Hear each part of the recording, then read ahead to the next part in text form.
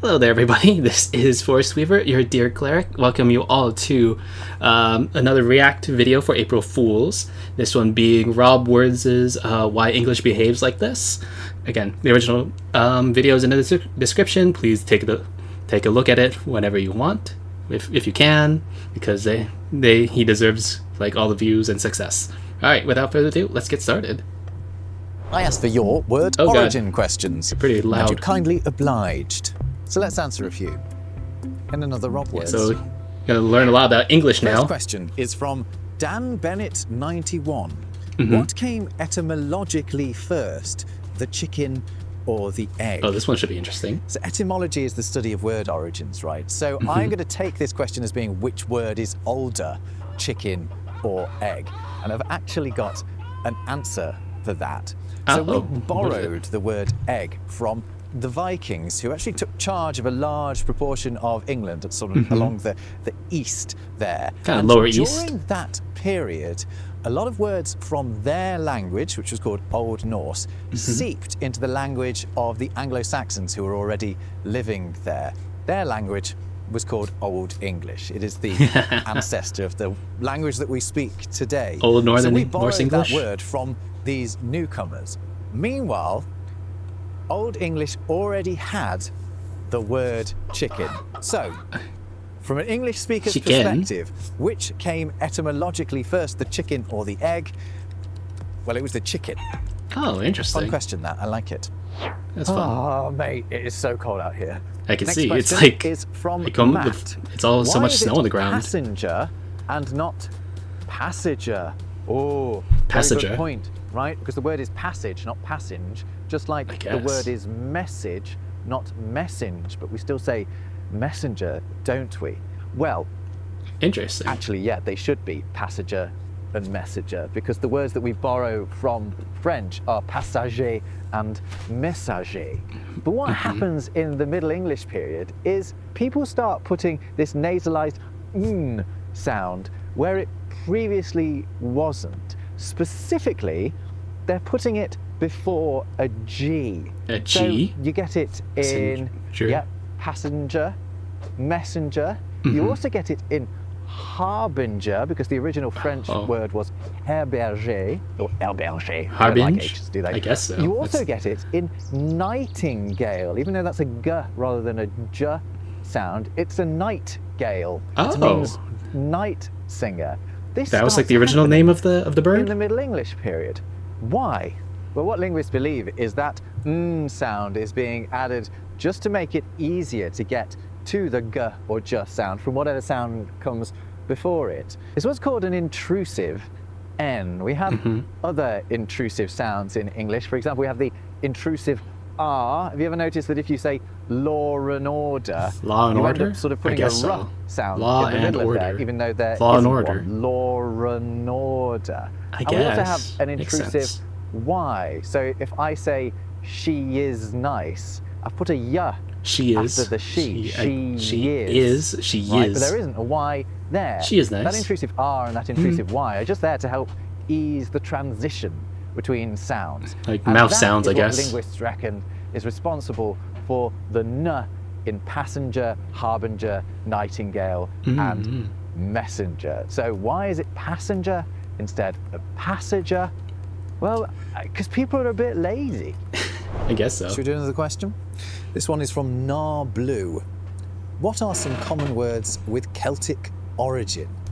Now, this is a really interesting one, because there are famously surprisingly few words in English of Celtic origin. Why surprising? Because when the Anglo-Saxons arrive in Britain, it's populated by Celts, the Celtic Britons. So it's really weird that they managed to take over England without absorbing any of the language of the people that lived here. Maybe just deliberateness. Linguists. I mean, one of the theories is that the Anglo-Saxons moved so sort of swiftly and brutally that they didn't spend enough time with the Britons to take on any of their words. And certainly they weren't marrying and forming families with the ancient Britons in a way that meant those words made the passage across the languages like Old Norse and Old English did. Guess but that makes sense. We do have a lot of words in English that are of Celtic origin from way back. Peat, bin, tor. Bin? These are all words that probably come What's that from tor with a the Celtic T-O-R? Britons. There are remnants of the language of the Celtic Britons in place names, for example.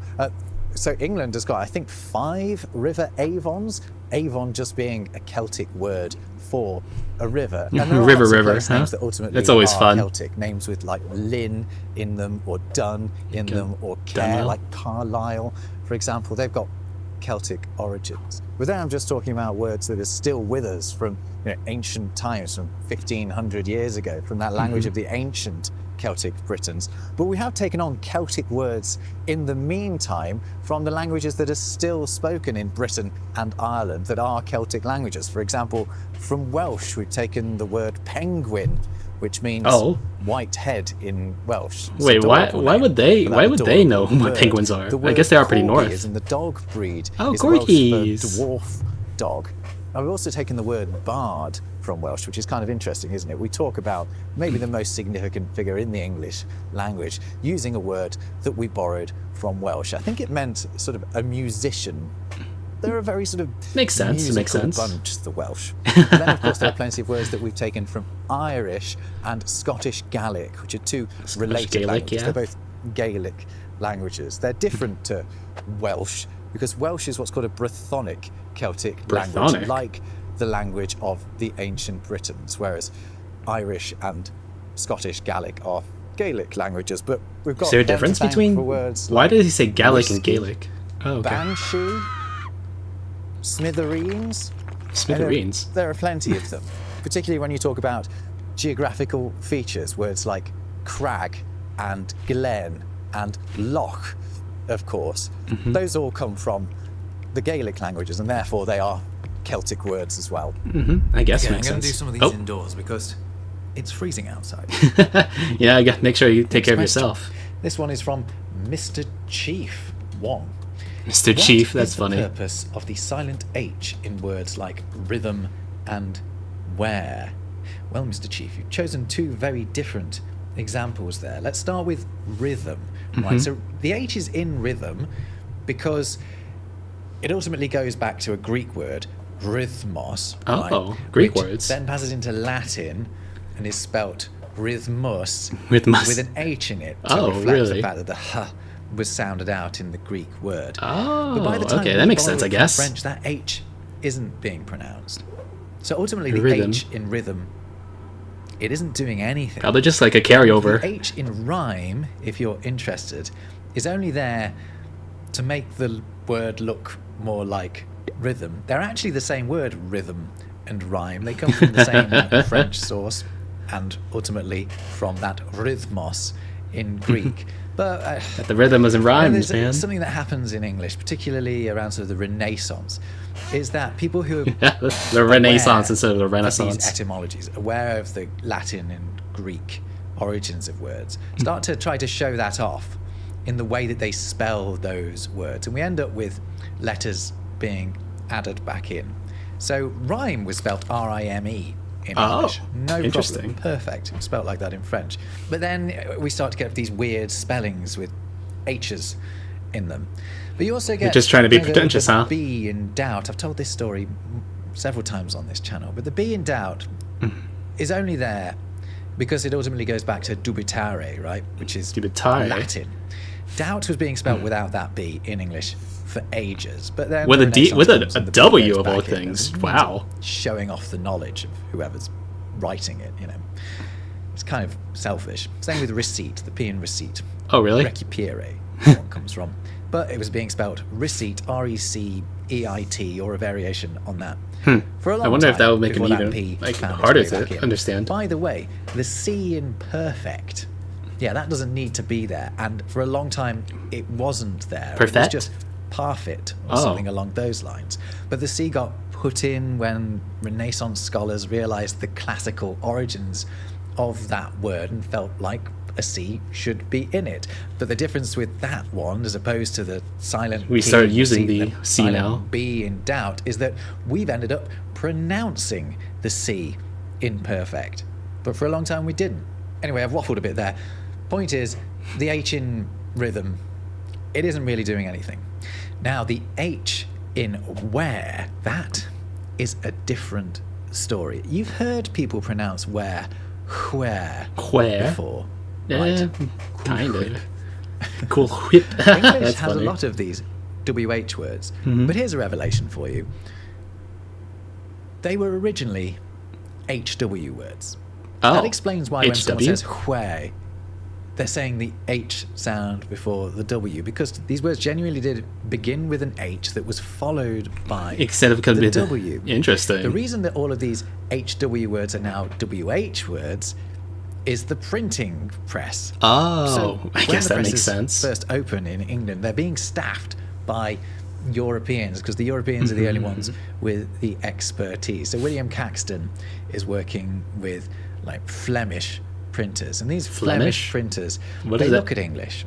They see a language that has a lot of TH words, a lot of CH words, a lot of SH words, and they think, doesn't it work better as WH than HW? Oh, so they're trying to follow a pattern. Like nonsense, but that is how it goes. Oh, that's kind of funny. End up with all of these WH words like who, where, what, that at one time were where, and what.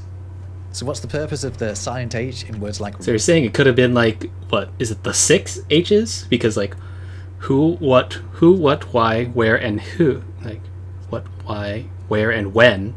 And then there's how, just kind of being the outlier. It could have been like all 6 of them would be H's. Oh wow, that's funny. That would have been actually pretty interesting. Rhythm and where. Well, if nothing else, they just show us how these words were once pronounced, either in English or in antiquity. The printing press just generally made a mess of English spelling, and it obviously got even worse when English started to spread around the world and different spellings started to take hold. Did you see recently linguists in Canada have asked the Canadian Prime Minister Mark Carney to stop using British spellings? You see, he used to be governor of the Bank of England, and he's clearly taken some of those spellings back home with him. And he's been spelling words like globalize with an S instead of a Z, or catalyze with an S instead of a Z. Very British way of spelling things, and doing that in federal documents. Well, thanks to this video's sponsor, Ground News, I can see that the linguists claim in their letter that Canadian spelling is critical to the country's identity. So this is interesting. British spellings lead to confusion. Yeah, that's like really interesting of like how that came about. I would have liked it how it would have like explained the chicken thing a little bit more, because it was Seiken. So I would like to see how that expanded into our CH ICK at EN. So yeah, and and they're saying like the eggs came from the Norse, but were they? I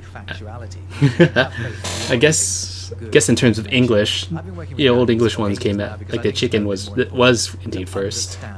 Your news sources and whether or not they can be trusted. And Ground News just gives you and then obviously I just speculated about the 6 H's with the reversals of the WH in the where and all that stuff. 40% off the Vantage plan, which is what I've got. That works out at about $5 a month, or whatever your local currency equivalent is. I recommend it. Give it a go. Okay, we're back. Another question.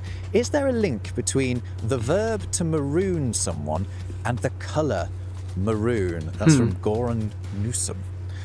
Well, long story short, no, there isn't. There isn't. That's funny. There are 2 interesting stories going on with those 2 words. So the first one is the word maroon, right, which is just a straight-up borrowing of the French word marron.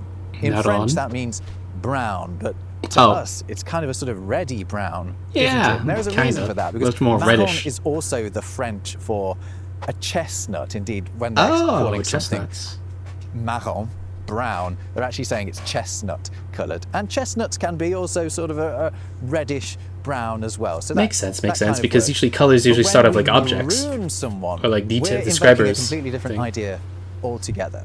So in the 17th century in the Caribbean, the slave trade is in full swing. Very so often one of those enslaved Africans who's been forced to cross the Atlantic and work in a plantation thousands of miles from home manages to escape from that plantation and that servitude. And what they would call one of these escaped enslaved people was a Maroon. Why was that? Well, because the word Maroon meant wild, right? Wild? And if you managed to escape from a plantation, that is exactly what you would essentially be doing. You'd be going wild. You would be living Maroon leader in the Jamaica. wild, Oh, interesting. The wilderness. So when we maroon someone, what we're actually saying is we're sort of leaving them out in the wilderness. So those two words, maroon and maroon, actually not related, but both got pretty cool stories. Yeah, that is really Okay, interesting. next question. From Surya Chatterjee, 1061. Are there any English words or trends that have disappeared for some time before coming back into common usage? This is a great question. Yes, I can think of one. Collective nouns. Collective so terms nouns? for collections of Oh, objects, pack of cards. people, Wow. animals. So in the 1400s, there was a fashion for a type of book called a book of venery, depending on how you want to pronounce it.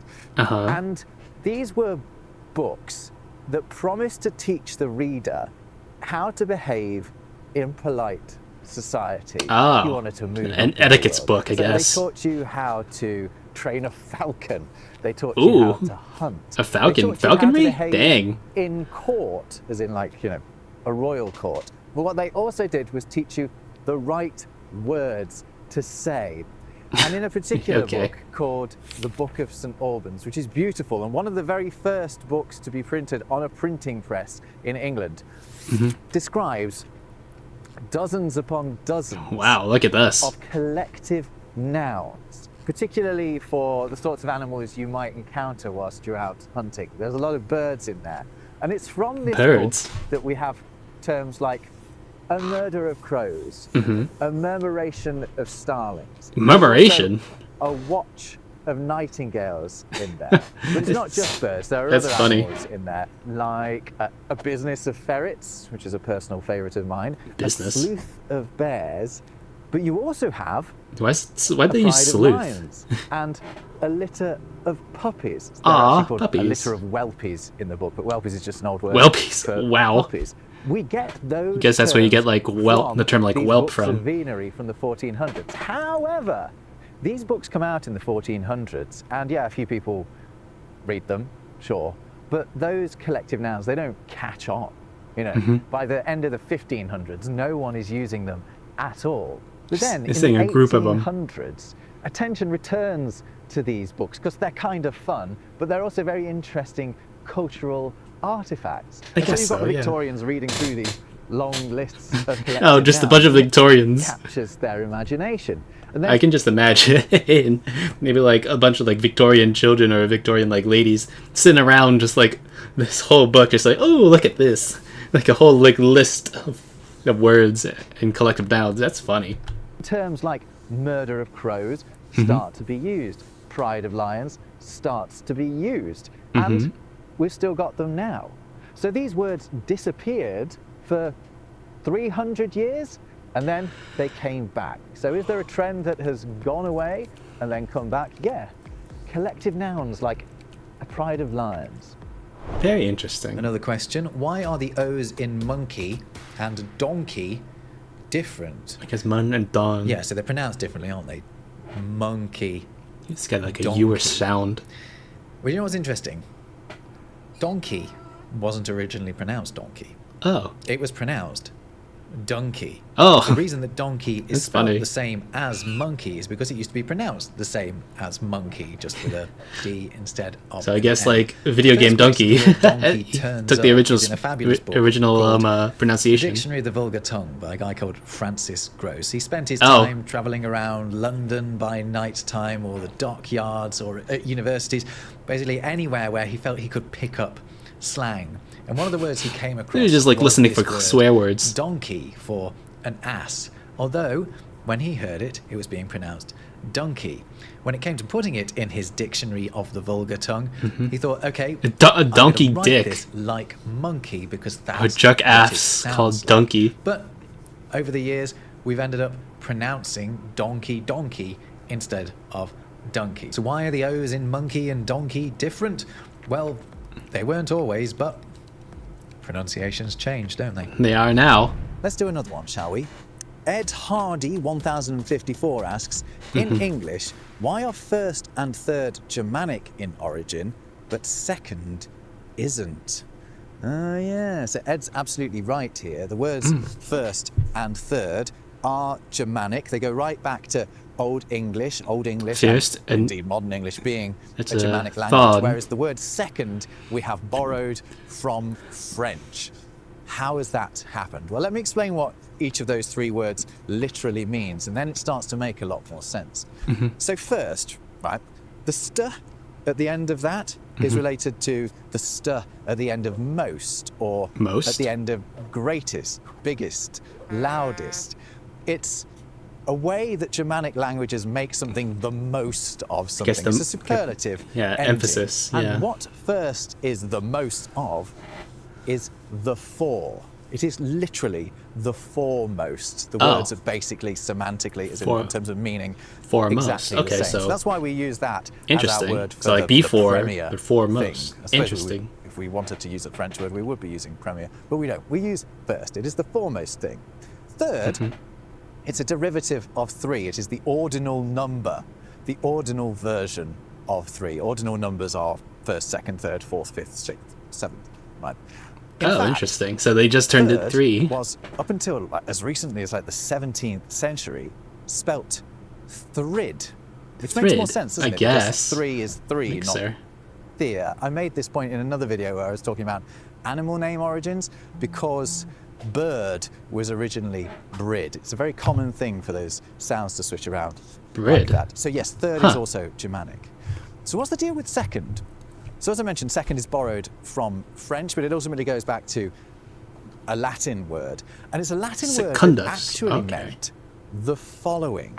So second is distantly related to words like sequence and consequence. So first and then the following, the foremost and then the following, then number three. Second doesn't mean the thing that comes number two necessarily. Originally it means the thing that comes next.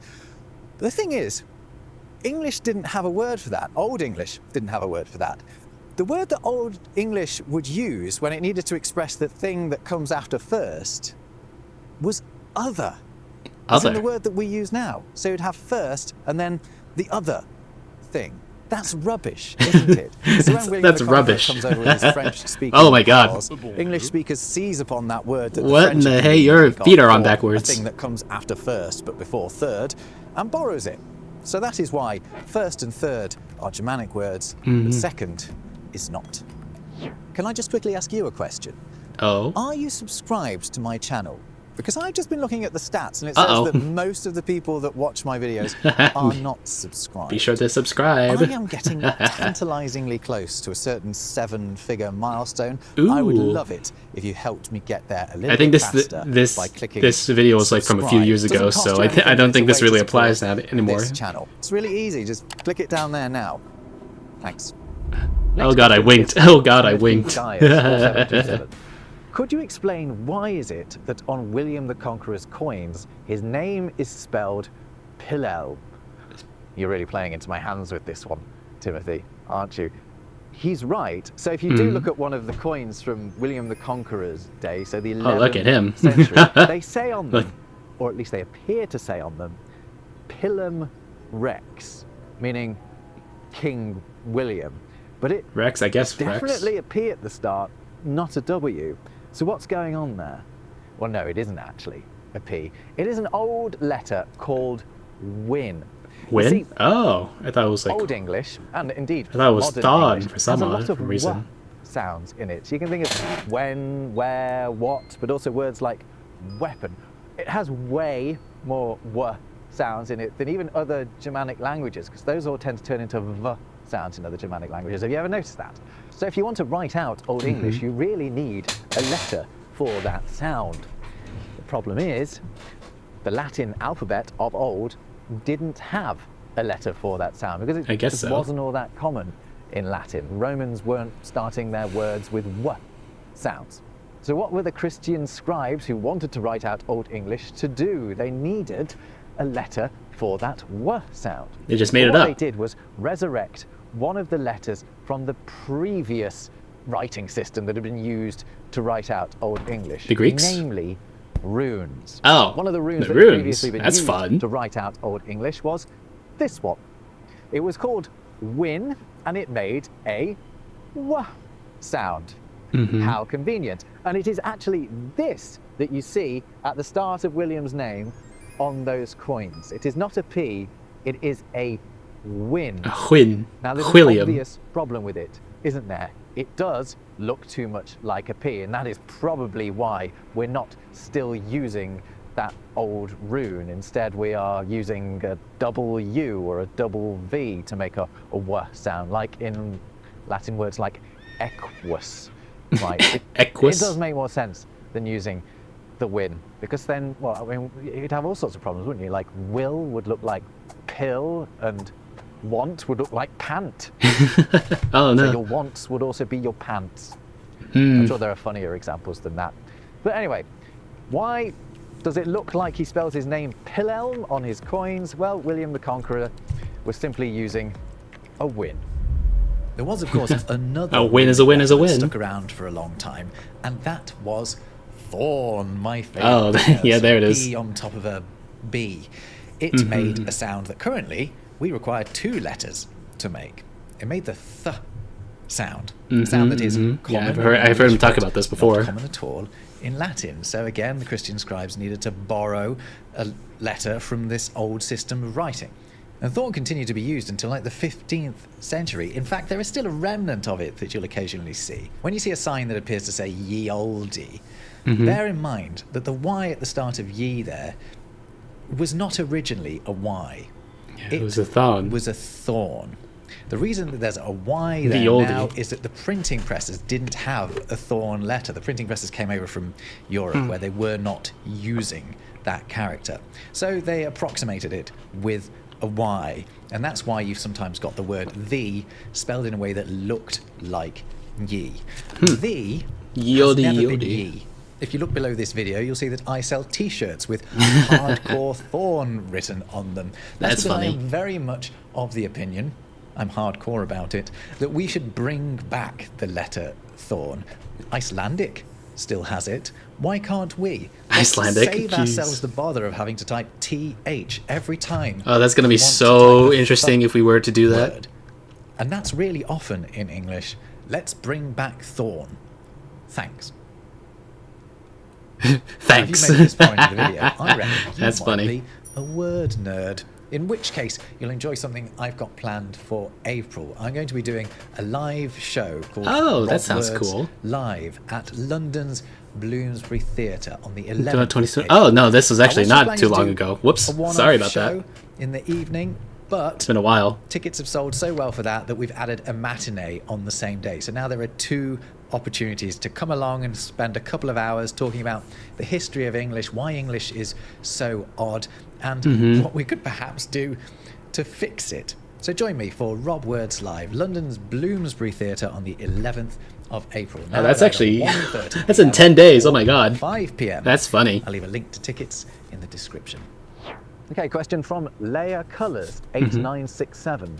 Why can you be overwhelmed, underwhelmed, but not whelmed? Because it's in the middle one. I've got news for you, Leia. You can. absolutely can be whelmed. Oh, wow, that's whelmed funny. is a word that we don't use very much anymore. In fact, probably no one uses it at all. But traditionally, whelmed has meant to Whelmed? be overturned or capsized. Oh. It's the sort of thing that might happen to a boat when it's hit by a big wave. Overwhelmed is really just an emphatic version of I guess so. whelmed. It's just, I've been completely overwhelmed. I've been completely thrown over. I've been completely overturned. Underwhelmed only exists because overwhelmed exists. It Oh, doesn't they had to actually make a lot make of the- sense to be underwhelmed when you know that whelming is overturning, but we needed an opposite notion guess to so. the idea of being absolutely astounded, right? So we Underwhelming, yeah. invented underwhelmed. But yeah, you absolutely can be whelmed. This is reminiscent of a phenomenon known as lost positives, or sometimes they're called orphaned negatives. You know how Orphaned and you negatives? can be ruthless, but nobody talks about you being ruthful. You actually can be ruthful. Ruth is mercy. So if you are ruthful, you are merciful. These are terms that have been used reasonably commonly in the past, but not anymore. Another one is gormless. You can be Gormless? gormless. Can you be gormful? What does Well, that mean? not really, but gorm was a thing. Oh. There was an old phrase that was to take gorm, which he meant got a to pay gorm a attention boot to him. something. Gorm is kind of regard. So if you're gormless, basically you're not paying enough attention to things. You're not really switched on. Oh. Orphan negatives. Yikes, lost that was positives. pretty I creepy. did a video about them. Go check it out. Now a question from Unbalanced Entry. Do you think English 1,000 years from now will be more or less recognisable in modern English than that of 1,000 years ago? So will the English of 1,000 years from now be more different to today's English than Old English, basically, the English of 1,000 years ago? Well, maybe. Old English is completely incomprehensible to the modern English speaker. Have a look at it. It's like trying to read German or something like that. In fact, there are aspects of it that mean a German speaker might find Old English easier to read than a modern English speaker. So they are see a bit of God there. Different. Will English be, so different in 1,000 years as to basically be another language? I mean, I'd be interested to know what you think about this. By all means, put it in the comments. I mean, obviously nobody knows, but if you do want me to stick my neck out, I'll say no. I don't think it will be as different maybe not. as that. I think because of the global nature of English, widespread changes will be a little bit harder to bring about. Plus, it's really hard to imagine the kind of cataclysmic event like the Norman invasion, meaning that English is just completely revolutionized by contact with another language. But 1,000 years is such a long time, isn't it? So, and it could happen as well, couldn't it? But it is worth considering what could change in the sort of nearer term, less than 1,000 years, because I think we can kind of predict some of that. Do you know Simon Roper? He has a really good YouTube channel where sometimes he will talk in an English of old. Lo, I travelled far. Oh. I live now on a farm with sheep and goats. But also he's attempted to predict what a British English accent will be like in the future. Specifically, I think it was a Southern English accent. He predicted, for example, that the th sound will become a f sound because that's really common in the estuary accent already, which is the accent of Southern England. Thy kingdom come, thy will be done, on earth as it is in heaven. So maybe far from bringing back the thorn, we're going to end up not needing it because everyone's going to be saying free for 3 and 30 for 30. It could happen because a lot of people already do that, but maybe that will become the dominant way of speaking. Maybe. In terms of grammar, something that I think would change in much less than 1,000 years is that we will lose some more of our irregular verbs. Irregular verbs? verbs? The sort of default way to create the past tense is to put ed at the end of a verb, right? So play becomes played, want becomes wanted. Well, we still have some verbs where that isn't how you create the past tense, right? Teach becomes taught, buy becomes bought. Okay. I can see a future where they become teached and buyed. I think teached is sort of a It sounds ugly thing. to us now, but that has been the direction of travel. We've just been slowly shedding irregular verbs over the centuries, and I see no reason why that won't continue.